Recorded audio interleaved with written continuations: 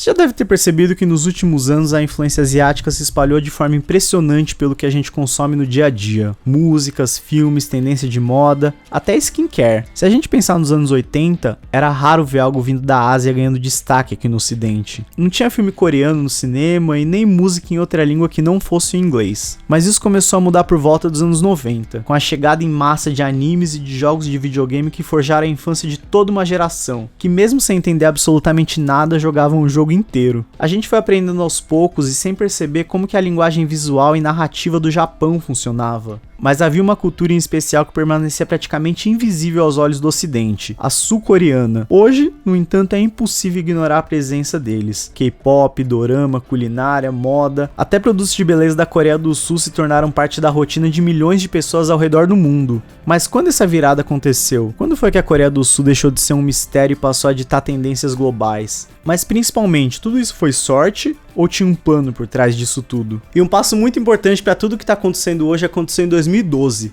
mais precisamente no dia 15 de julho, quando o cantor Psy lançou a música Gangnam Style.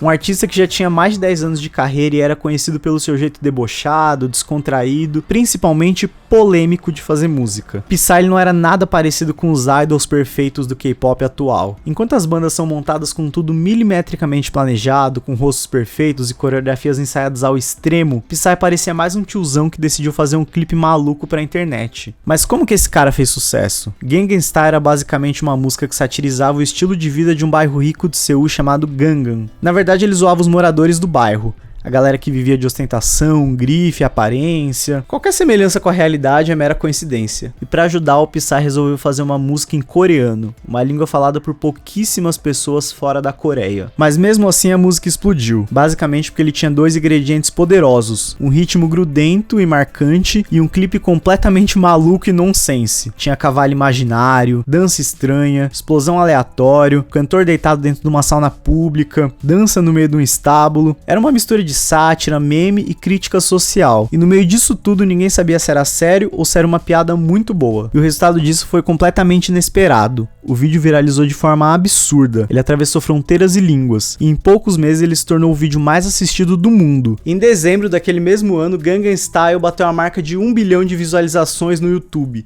Foi o primeiro vídeo a atingir essa marca e também foi o vídeo que ficou mais tempo como o mais assistido da história do YouTube. Psy, ele virou uma sensação global, apareceu nos principais talk shows dos Estados Unidos, cantou na virada de ano da Times Square, deu entrevista em dezenas de países, participou de comerciais e por um bom tempo ele foi simplesmente a pessoa mais famosa do planeta. Só que o que parecia um acaso, um meme passageiro, era na verdade o primeiro sinal de algo muito maior. O mundo ainda não sabia, mas aquele tiozão que dançava de um jeito engraçado tinha acabado de abrir a porta para uma invasão cultural que estava só começando. Depois do sucesso do Psy, a grande pergunta na Coreia era quem seria o próximo grande astro a conquistar o mundo. Mas a verdade é que não teve um novo Psy, o que veio logo depois foi bem maior, uma enxurrada de grupos de K-pop que começaram a ganhar espaço globalmente. Bandas como EXO, Girl Generation e Big Bang explodiram nos anos seguintes e acabaram abrindo caminho para algo muito mais grandioso. A virada definitiva veio com dois grupos que não só dominaram o cenário de K-pop, como passaram a influenciar diretamente a música pop global, BTS e Blackpink. Caso você não tenha ouvido falar em BTS, o que eu acho bem difícil hoje em dia, é um grupo com 7 integrantes que eles são carismáticos, engraçados, cantam, dançam e são estilosos também. E eles representam a versão perfeita do idol coreano. Visual impecável, performance ensaiada até o último detalhe e um marketing internacional afiado. Diferente do Psy, que acabou estourando com deboche e humor, o BTS ele veio com uma imagem cuidadosamente construída, mas com uma imagem forte e conexão emocional com o público jovem do mundo inteiro. Eles fizeram parceria com artistas gigantes, dominaram o mainstream e nunca saíram do radar, sempre lançando músicas novas e mantendo os fãs engajados. E assim como o K-pop, outras indústrias também manipulam suas emoções. Já parou pra pensar como os filmes de esporte te influenciam? Eu fiz um vídeo só sobre isso, depois dá uma conferida lá. Outro momento crucial para a explosão da cultura coreana no mundo foi o filme Parasita, que dominou o Oscar de 2020. Pela primeira vez na história, um filme inteiramente falado em coreano levou o prêmio de melhor filme, algo inédito na premiação. Além disso, ele também venceu o prêmio de melhor direção, melhor roteiro original e melhor filme internacional. O que realmente chamou a atenção em Parasita não foi só os prêmios,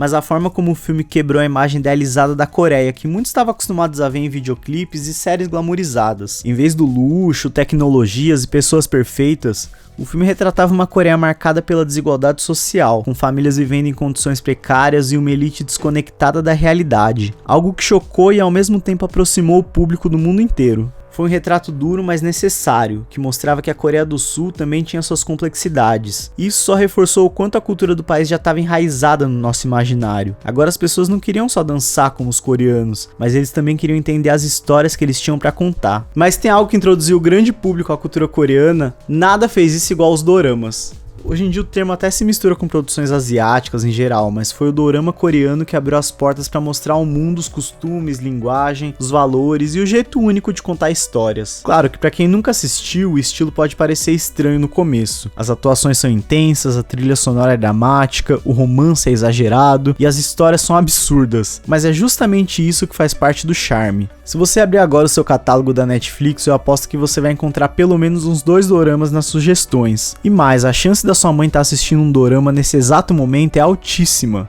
Se tem um exemplo clássico disso é Round 6, que apesar de muita gente não perceber, sim, tecnicamente é um dorama. Pode não parecer à primeira vista, já que a estética é mais sombria e o enredo é um pouco mais violento do que o normal, mas a estrutura dramática, os dilemas morais exagerados e até o estilo de atuação entregam. É 100% uma produção coreana. Quase todo mundo já assistiu, pelo menos viu alguma referência. Teve fantasia de Round 6 no carnaval, piada em programa de TV, meme rodando em rede social. A série virou um fenômeno tão grande que se tornou a mais assistida da história da Netflix, alcançando o primeiro lugar em 94 países diferentes. E tudo isso vindo de um país que até pouco tempo atrás mal apareciam produções aqui no ocidente vindo de lá.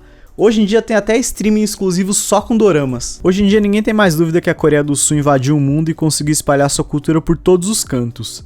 Isso não foi por acaso e muito menos foi sorte. Foi fruto de um movimento cuidadosamente planejado que levou anos e exigiu muito esforço e principalmente um investimento pesado. Esse fenômeno tem um nome, chama Korean Wave, a famosa onda coreana. E o mais curioso é que tudo isso começou por causa de uma crise. Em 1997, uma forte recessão financeira atingiu boa parte da Ásia, derrubando economias e deixando o futuro da Coreia incerto. Foi nesse contexto que o governo sul-coreano teve um estalo. Se os bens de consumo estavam em baixa, por que não transformar a cultura em um produto de exportação? No ano seguinte nasceu o Ministério da Cultura e Turismo, e a partir daí começou uma verdadeira revolução. O governo investiu mais de $1 bilhão em programas de incentivo à música, cinema, televisão, moda e formação de artistas também. Criaram políticas públicas para exportar conteúdo e firmaram parcerias internacionais que passaram a tratar a cultura como uma estratégia nacional de desenvolvimento. O resultado é o que a gente vê hoje: K-pop, dorama, filme premiado, gastronomia e produto de beleza em prateleira pelo mundo inteiro, principalmente um turismo que não para de crescer. Em 2004, cerca de 6 milhões de pessoas visitaram a Coreia do Sul naquele ano,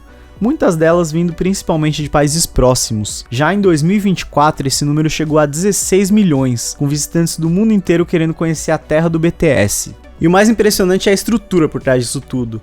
Essa indústria virou realmente uma máquina de produção cultural.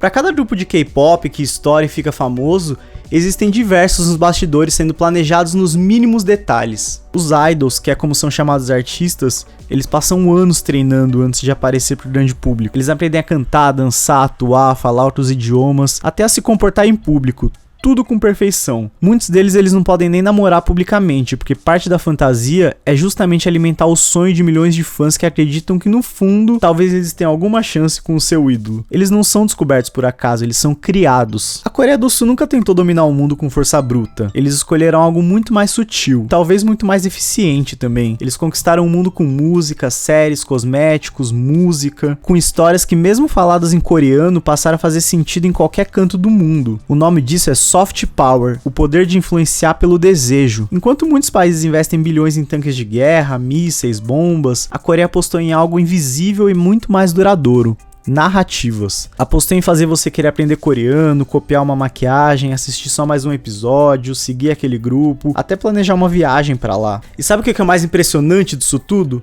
Quase ninguém percebeu quando isso começou. A gente tava lá só fazendo uma dancinha diferente, assistindo um dorama com a nossa mãe, até conhecendo algumas músicas novas. E tudo fazia parte de um plano maior, e a gente caiu direitinho. Hoje a Coreia não é só um país, é uma marca global. é um produto cuidadosamente exportado. E na era dos algoritmos, dos streams e do excesso de conteúdo, a Coreia do Sul conquistou algo que nenhuma guerra jamais conseguiu: a nossa curiosidade, o nosso tempo e principalmente a nossa atenção.